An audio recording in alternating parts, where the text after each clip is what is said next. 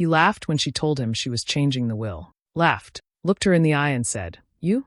You're just a phase." So she smiled, and she made sure she was his last. Rachel was 38, calm on the outside, cold and angry on the inside. She was wealthy, successful, and quiet in her strength. But her husband Mark didn't see it, or he didn't care. One evening at dinner, he sat across from her and mocked everything about her. He said her business was a joke, called her career a hobby, laughed and called her a midlife crisis with legs. He rolled his eyes when she spoke and smiled like she was wasting his time. When she said she was changing the will, he looked at her like she was pathetic and dropped that cruel line. That night, she didn't cry. She didn't shout. She waited for him to fall asleep, then sat alone in the quiet, staring into the dark. That was when she saw things clearly. He wasn't just unkind, he enjoyed breaking her down. Not long after, she found the truth. A message, a photo, then a list of hotel bookings. He had been cheating on her for years, not with one woman, but many. Young, easy to fool, easy to control. He had done it all behind her back, while smiling in her face. He thought she'd never find out. Or worse, he thought she'd stay even if she did. He believed she needed him, that she was too soft, too scared, too loyal to leave. He was wrong. She didn't lose her temper. She didn't tell him she knew. Instead, she smiled and stayed quiet. She started planning. She contacted her lawyer. She reviewed the papers. The house was hers. The patents were hers.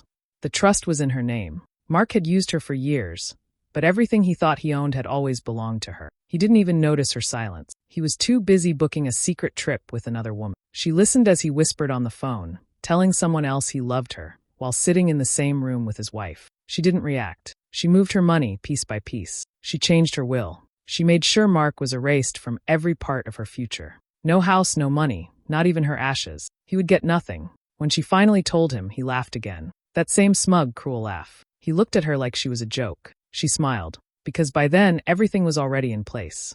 The storm had already started, and he never even saw it coming. Rachel remembered how Mark used to be in the beginning. He was charming. He had a way with words that made people stop and listen. He was smart, full of ideas, and always talking about the future. He spoke with confidence and made promises that felt real. He knew how to make someone feel like they mattered. Back then, Rachel believed him. She thought she had found a partner, someone who would build a life with her, not against her. At first, everything seemed good.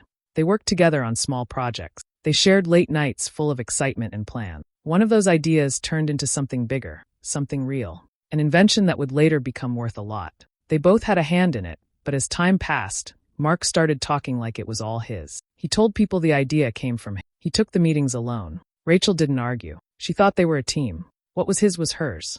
That's what she believed, but that's not how he saw it. After a while, the compliments turned into silence. The support became control. Mark started making decisions without asking. He didn't want her to go out with friends. He said they were a bad influence. He wanted to handle the money, saying he was better with numbers. Rachel didn't fight it at first. She thought maybe he was just stressed, or maybe she really did need help managing everything. But little by little, she started to see it. The charm had faded. In its place was something colder. He was careful with how he did it. He never shouted. He didn't hit. But he knew how to cut her down with just a few words. When she got excited about something, he brushed it off. When she succeeded, he made it feel small. He told her not to get ahead of herself. He said the world was full of people like her, people who got lucky and thought it meant they were special. He didn't know she had started her own accounts. Quietly, without telling him, Rachel had been setting money aside. She didn't do it out of fear at first. She just wanted something of her own, something that was only hers. Over time, that account grew. So did her ideas. She began building something outside of Mark's world, something he didn't see. When her work finally paid off, he didn't celebrate with her. He didn't say he was proud. He called it a fluke. He said the market was strange, and she just happened to be in the right place at the right time. He said people were being too kind to her because she was a woman with a story. He laughed when her face showed up in a magazine. He told her not to let it go to her head. People like you, he said, come and go.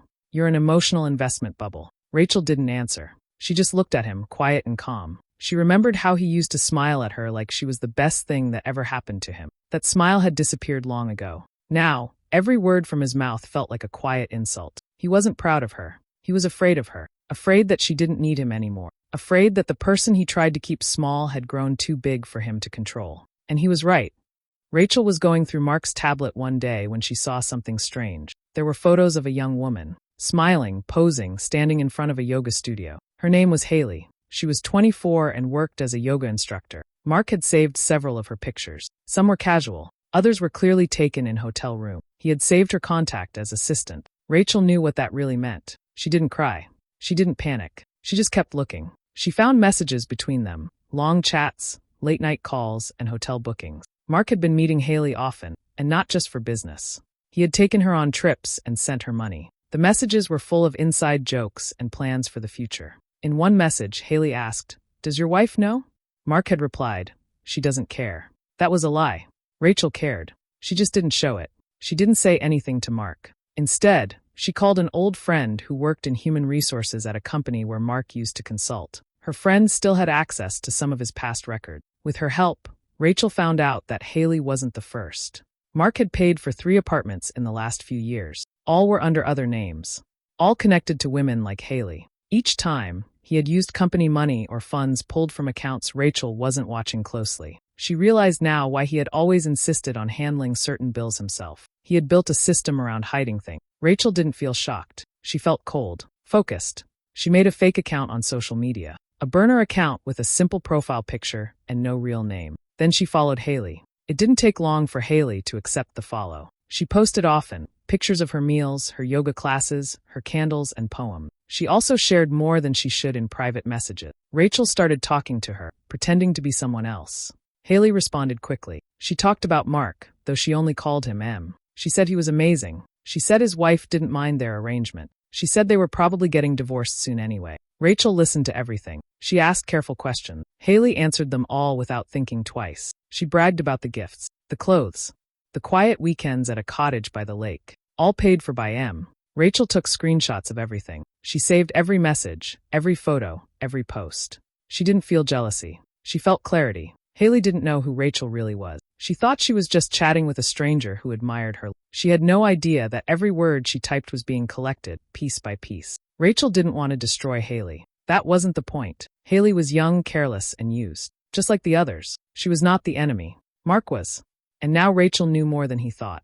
Rachel sat across from her lawyer in a quiet office with soft lights and thick folders on the desk. She had made the appointment a week ago, but the plan had started long before that. She was calm, clear, and ready. There was no doubt in her voice, no sadness in her eyes. She knew what she needed to do. Her lawyer reviewed the documents and confirmed what she had already known. Rachel was the only name on the house.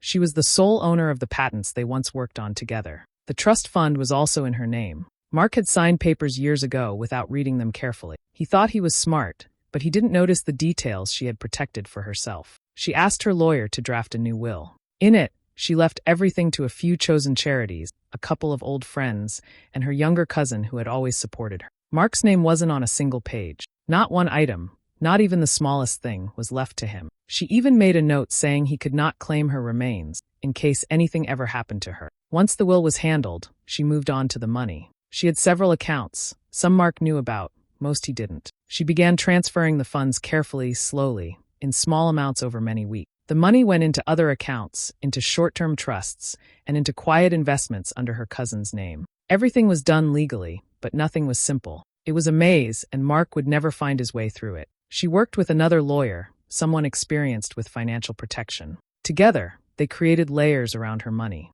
It looked like everything was still in place, but the truth was that Rachel's wealth was already gone from Mark's reach. By the time he noticed anything, it would be far too late. While Rachel built her trap, Mark was busy with his own plan. He had no idea what she was doing. He believed she was still in the dark, still the quiet wife who didn't ask questions. He had booked a trip with Haley to a luxury resort in another country. He had already picked the suite and scheduled a private car. He was planning to surprise her with a bracelet that cost more than Rachel's first car. To pay for it, Mark had started trying to move Rachel's assets. He didn't ask for permission. He just assumed he could. He tried to sell one of the cars, contacted a broker about the beach house they had visited once, and called someone about cashing in an old joint account. But those accounts were already empty or locked down. The paperwork he needed no longer gave him any power. He got annoyed. He told Haley he was just having bank issues. He said Rachel was being difficult. Rachel said nothing. She still smiled at him when he came home. She still made coffee in the morning. She didn't argue when he left the room to take work calls that weren't work. She watched everything. She noted his new behavior, the sudden interest in checking the mail, the quick trips to the bank, the calls he made late at night when he thought she was asleep. She had planned for all of it. Rachel didn't need to confront him. That wasn't her style. She didn't need to scream or throw things. She just needed time. And the clock was still ticking. It was a quiet morning. The sun was shining through the kitchen window. Rachel made coffee like she always did. She placed a warm plate of eggs and toast in front of Mark. He didn't even say thank you. He picked up his fork and started eating like nothing had changed. Then she placed a large envelope on the table. He looked up, confused. "What's this?" he asked. Rachel smiled. "Divorce papers," she said simply. Mark stopped chewing. He stared at her. "What?" he asked again, like he hadn't heard it the first time. She stayed calm. "It's over," she said. "You have 30 days to leave the house." He dropped his fork. "Are you serious?" he said. "This is dramatic. You're being ridiculous." Rachel didn't respond. She just sipped her coffee. Her hands didn't shake. Her voice didn't rise. She had waited too long for this moment to let it shake her now. Mark stood up from his chair. His face turned red. "You'll regret this," he said in a low voice. "You really think you can push me out of my own house?" "It's not your house," Rachel said softly. "It never was." Mark slammed his hand on the table. "You're going to pay for this. You think you can humiliate me?" Rachel didn't flinch. She had her phone in her pocket. The recording app was already running. Every word he said was being saved. Later that day, she sat alone in her room and listened to the recording. She didn't feel afraid. She felt proof building in her hands. She went online to a forum she had read for months, but never posted on. It was a space where people shared stories about partners who hurt them with words and lies. A place for those who had lived with manipulation and control. Rachel wrote her story. Not all the details, just enough. She changed the names. She uploaded the audio file. Then she clicked post. She didn't expect much. Maybe a few people would read it. Maybe someone would understand. Within an hour, it started getting attention. Hundreds of people listened to the recording. They heard Mark's voice, calm at first, then cruel, then angry. They heard Rachel's quiet replies. They heard the shift in power. People left comments. They called her strong, brave, smart. Some said they had been through the same thing. Others said she gave them hope. By the end of the day, the post had gone viral. Thousands of upvotes. Thousands of messages. Rachel didn't reply to them. She just read in silence. For the first time in years, she didn't feel alone. She didn't feel small. Mark didn't know about the post yet. He still believed he was in control. Still thought he could talk his way out of anything. But the world was watching now. And Rachel was done being quiet. Mark didn't take the divorce quietly. He didn't want to lose the house, the lifestyle, or the money. So, he started a plan to ruin Rachel's name. He told his lawyer that Rachel was unstable. He claimed she had mood swings and couldn't be trusted. He wanted the court to see her as someone who needed help, not someone who could handle anything on her own. To make it worse, he paid a therapist to lie. This person had never even met Rachel in a real session. But Mark paid him to write a report saying she had emotional issues. He thought that if he showed the court this fake report, he could make Rachel look like the problem. Rachel was ready. She didn't lose her temper. She didn't panic. She brought evidence. She had saved texts that showed Mark's lies and cheating. She had photos, call logs, and emails. She even had recordings of his angry threats.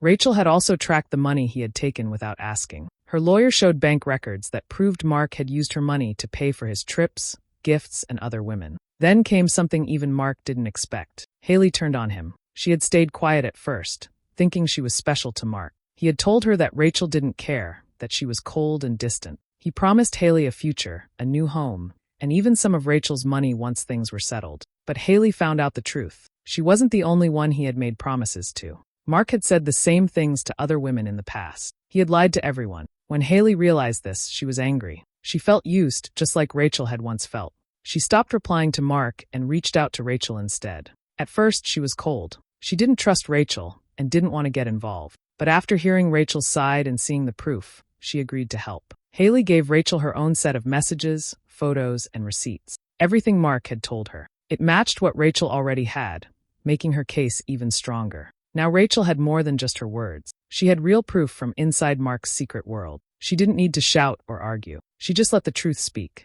Mark thought he could win by lying and twisting the story. But Rachel stayed steady. She didn't play dirty. She just played smart. The court started to see who was on it, and Mark's game was falling apart. Rachel's aunt was very old and sick. She didn't have much time left, and Rachel visited her often. They were close.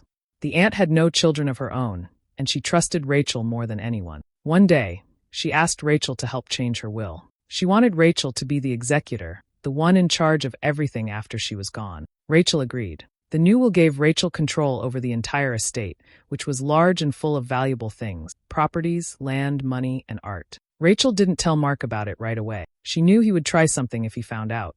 But Mark found out anyway. He overheard a call one evening and asked questions. Rachel didn't lie. She told him her aunt had changed the will. That was all. She said nothing more. Soon after that, Mark began visiting the aunt. He brought flowers, called her sweet names, and acted polite. He smiled too much and laughed at her old stories. The aunt wasn't fooled, but she smiled and let him talk. Rachel watched all of it in silence. She didn't stop him. She let him think he was making progress. One day, Rachel left a folder on the table on purpose. It was open just enough to show a paper that looked like part of the will. It had a line that hinted Mark might receive something if he stayed in good standing with the family. It wasn't real. It was just a copy she had made to look real. Mark saw it. After that, he started spending money like he was already rich. He booked fancy dinners for the aunt. He hired people to clean her house.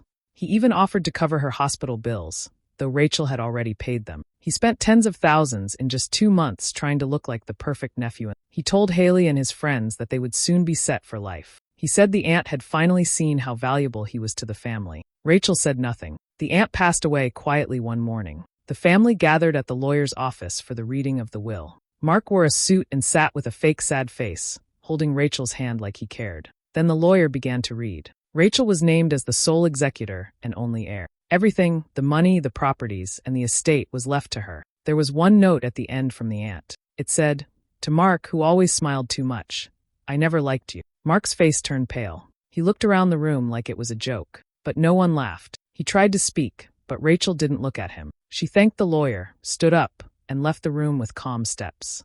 Outside, she smiled quietly to herself. He had fooled himself all along. Rachel waited for the right time. She didn't rush. She had learned to be patient. Mark had done many things wrong, and now she was ready to show the truth. She had been collecting proof for months, bank transfers, emails, and fake documents Mark had made. He had used her money without permission. He had lied on official form. He had told his boss he worked late, but he was really on trips with Haley. He even submitted fake receipts to get money back from work. Rachel sent everything to Mark's company in a neat folder. She included dates, screenshots, and audio recordings. She didn't write anything extra. The truth spoke for itself. The company took action fast. They started an internal review. They found even more lies. He had taken money from company accounts and hidden it using fake names. He had also used his work laptop to plan personal trips and buy gifts for other women. It was all there, clear and undeniable. Within a week, Mark was called in for a meeting. He didn't come out with his usual proud face. He looked tired and confused. The next day, he was locked out of the office. His accounts were frozen. His work phone was turned off. He called Rachel, but she didn't answer. He left long, angry messages. Then he begged. Then he yelled again. Rachel didn't listen. People at his work started talking. His name was removed from projects. The company made a public note that he no longer worked there. He had no job, no money, and no way to get any. Then Haley found out something even worse. One night, while looking through old messages, she found a note Mark had written to someone else years ago. In it, he said he was fighting cancer. He had shaved his head and cried to get sympathy. But it was all fake. He had made it up so people would feel sorry for him and give him money. Haley was shocked. She asked him about it, and he admitted it was true. She left the next morning without saying goodbye. She blocked his number, deleted his photos, and moved out of the apartment he had rented with stolen money. She told her friends what he had done. No one defended him. Mark tried to stay at hotels, but he had no credit left. He started sleeping on friends' couches, but even they grew tired of his lies. One by one, they told him to leave. Now he had no job, no partner, no money, and no home. Meanwhile, Rachel continued with her life. She walked the dog every morning, the same dog Mark once said he didn't want. He had laughed when she adopted it. He said it would be too much trouble. But now the dog was hers, loyal and calm. It stayed close to her, like it understood everything. Rachel didn't tell people what she had done. She didn't need to. The truth was out, and Mark had done the rest to himself. Every fall begins with pride. Mark had built his world on lies, and when it broke, there was nothing left to stand on. Rachel entered the office quietly. The room was cold and quiet. It was the final meeting, required by the court. Mark was already there, sitting across the table. He looked thin, tired, and older than before. His clothes didn't fit right, and his hands wouldn't stay still. He didn't speak at first. The lawyer explained the rules. They were here to go over the final terms. Money, property, nothing more. Rachel nodded once. Mark didn't say anything for a while. He just stared at her, like he didn't believe she was really there. Finally, he whispered, "You were never supposed to be the one to leave." Rachel didn't flinch. She looked him in the eye and said, "I didn't leave. I just waited until you were too weak to hold on." Her voice was calm, steady. There was no anger left, just silence. Mark blinked, like the words had hit harder than he expected. He looked down, saying nothing more. The lawyer handed them both papers. Rachel signed them without hesitation. She didn't need to read every line. She already knew what was written. Mark took longer, hands shaking. When he finished, he gave her one last look, hoping for something, maybe kindness, maybe regret. But Rachel had nothing left to give. She stood up, pushed her chair in, and walked out without looking back. Outside, the sun was bright. She walked to her car, unlocked it, and sat inside. The door closed with a quiet click. For a moment, she just sat there, breathing. Then her phone buzzed. It was a voicemail. She played it on speaker. It was Haley, laughing softly. Her voice was light and amused. "He actually cried in yoga class today," she said, in the middle of deep breathing. "Just sat there and cried." Rachel smiled. Not out of joy, not out of revenge. Just quiet peace. It was over. She looked ahead, started the engine, and drove away. 1 year had passed. Rachel sat on a beach with a few close friends. The sun was warm, and the sound of the waves calmed her. She had a cool drink in her hand and sand between her toes. Her face was peaceful. She laughed easily now, and her eyes no longer looked tired. The pain, the noise, the long nights, it was all behind her. This was her time. Life had changed, not quickly, but step by step. She didn't talk about the past much. She didn't need to. Those who mattered already knew. And those who had once judged her were silent now. That morning, her phone buzzed. It was a message from a reporter. He wanted to speak to her for a podcast. He said her story had gained attention. People were curious. He offered a time and asked for a short interview. Rachel read the message once, then deleted it. She wasn't interested in telling her story to strangers. She didn't want to be known for pain. She wanted peace. At home, hanging on her wall, was a single frame. Inside it was a copy of the final will. Not the money, not the legal pages, but the short note she had written at the end. It was just one line. "To Mark, you were right. I was a phase. One that passed, and left you in the dark." She hadn't shown it to anyone but her lawyer. It wasn't written in anger. It was quiet, simple, and true. She sometimes looked at it when the house was still. Not to remember the hurt, but to remind herself how far she had come. It was not about revenge anymore. It was about release. Mark's name didn't come up much now. People didn't ask where he was or what happened to him. If they did, Rachel only said, "That part of the story is over." Then she would change the subject and smile. Her days were full again. She worked when she wanted, traveled when she could, and spent more time with people who made her feel seen. Her voice was stronger, her choices clear. She trusted herself more. The fear she once carried had gone quiet. On the beach, a friend asked her if she ever missed anything about her old life. Rachel thought for a second, then shook her head. "No," she said. "I only miss the time I wasted thinking I wasn't strong." They nodded. No one spoke after that. There was no need. The waves kept coming. The wind moved gently through her hair. And Rachel leaned back in her chair, eyes half closed, heart steady. It was done. The phase was over. If Rachel's story moved you, don't scroll without sharing it. Tag someone who's been overlooked, doubted, or dismissed. Remind them that quiet strength is still strength. Save this for the day someone tells you you're not enough. Because when they laugh at your worth, just smile. Your silence is not surrender. Your moment is coming. And when it does, they'll remember who you were when they weren't watching.